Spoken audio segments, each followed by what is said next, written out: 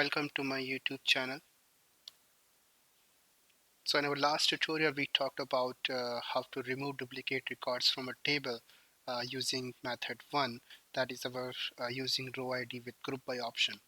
And in this tutorial we're going to talk about the next method which is our using row ID with self join. So this is quite similar to the method 1, except in the first method what we did, we had used row ID with group by. So we have grouped that combination and find basically we need to find out the maximum row ID for that combination.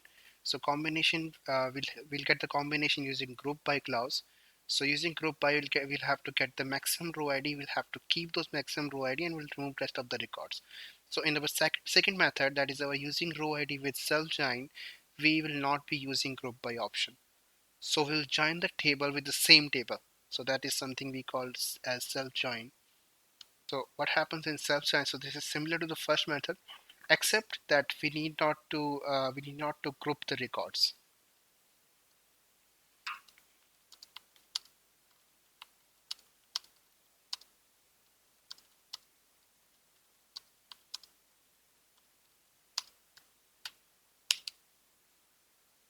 So let's see how this method is going to work, or how using this method we can remove duplicate records from a table or from a database permanently. So we'll take an example of a same table that we have used in our previous section. So I have just rolled back that data so that I can show you with the same table or with the same example that how to remove those records from a database. So let's see this practically how method 2 works. So let me just execute this query. This is the same table we have used in our previous session. So if you see that we have duplicate records inserted into this table. So now using self join, using row ID and self join with the same table, we are going to remove those records from the database permanently. Okay, so let's just write this query, delete from my table name, and now we'll have to keep the maximum row ID and remove rest of the records from the database. But in this case, we'll be finding that maximum row ID using self join and not using group by. Okay, so how that will be done? So let's just give this as alias as t1, and where so half of the query will be similar to the method 1.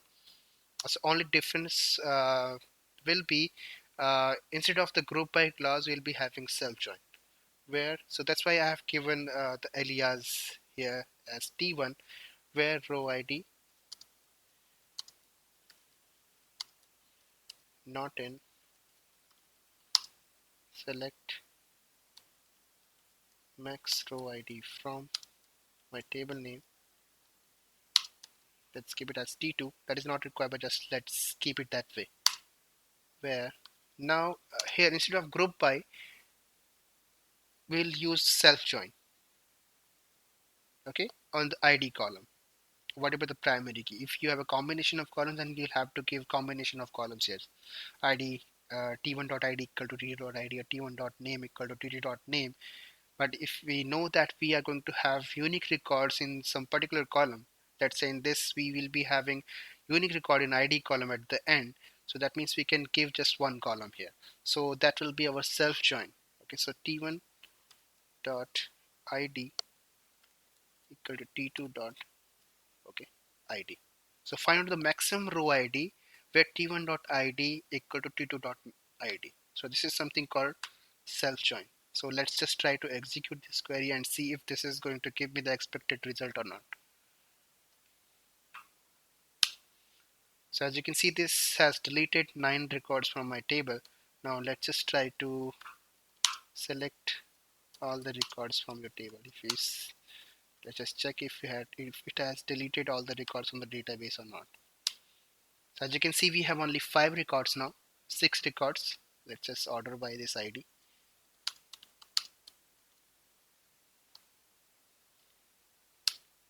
So this is how method 2 works. So this was similar to the method 1, except that instead of group by, we'll be using self join.